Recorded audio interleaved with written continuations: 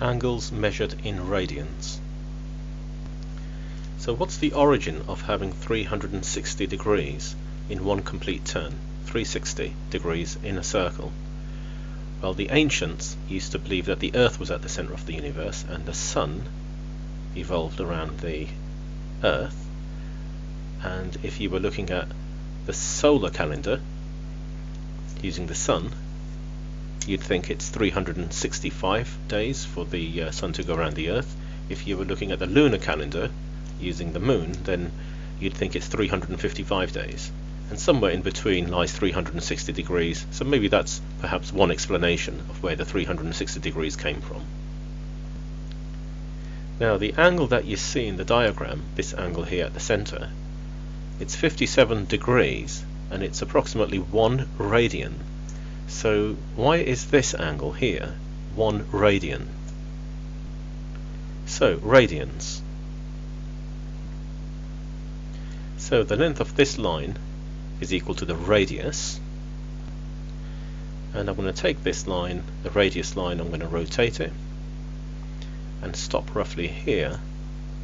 And the reason for stopping here is because at this point, if I look at the radius, it's exactly the same length as the arc length here in yellow. So the green and yellow are exactly the same in length. When that happens, we stop at this point because we've come the same distance along the circumference of the circle. That's equal to the radius, the same length. We stop, and the angle at the center now here is 1 radian. So radians have their property defined with circles. So this is the definition for a radian, when the arc length is equal to the radius. And 1 radian is approximately 57.3 degrees, but its exact value is 180 over pi degrees.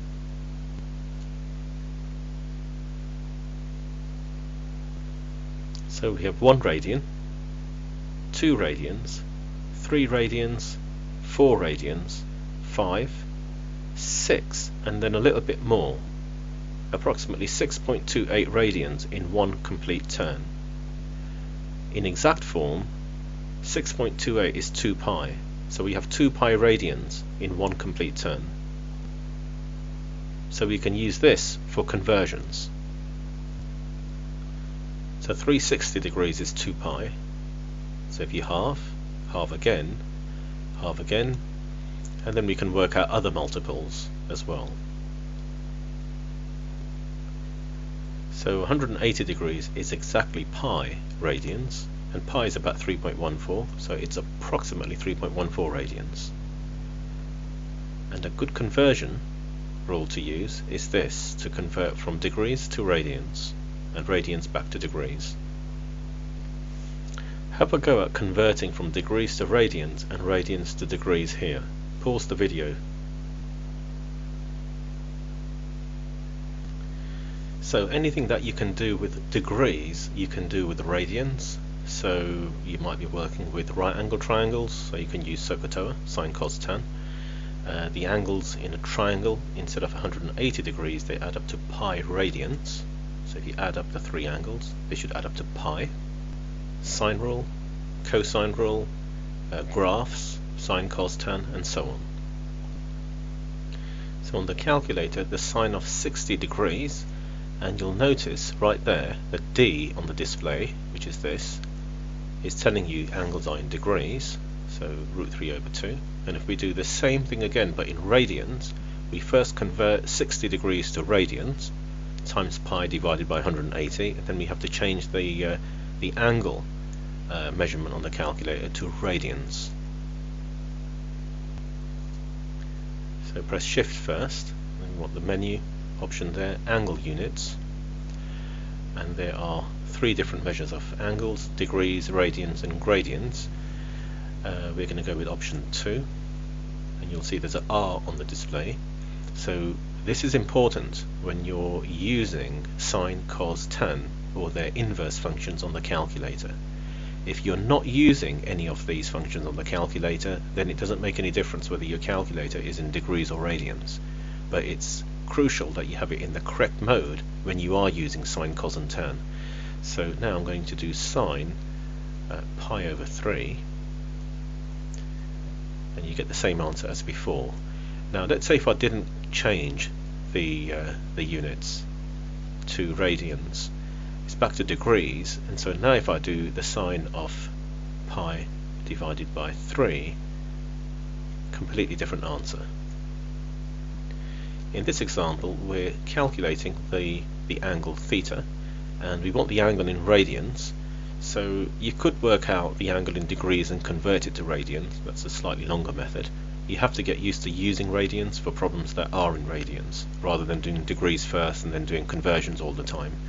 So the calculator needs to be in radians mode, because we've got the opposite and the adjacent. We're going to use the tan function, so tan theta is equal to a half, opposite over adjacent. So we need inverse tan or arc tan of a half. This is our tan ratio. So inverse tan of a half, and this is the angle in radians.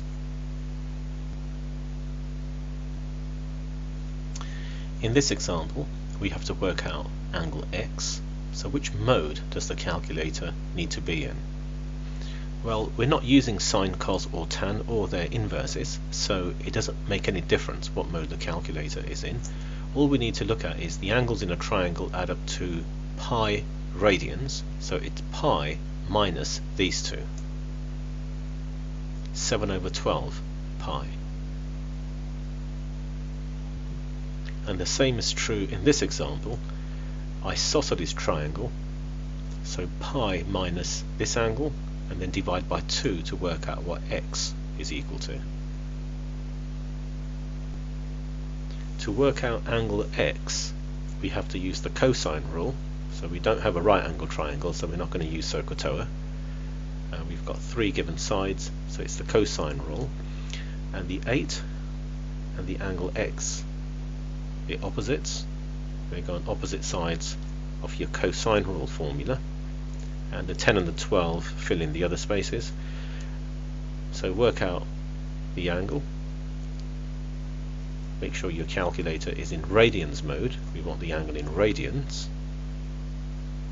And the last step would be cos inverse of this fraction and the angle in radians. And there's a similar example with the sine rule. We're looking for angle theta, so we should put theta on the top. So sine theta over 8 is equal to the sine of a quarter pi over 7. We're using a trig function. We must be using radians mode if we want the final answer in radians.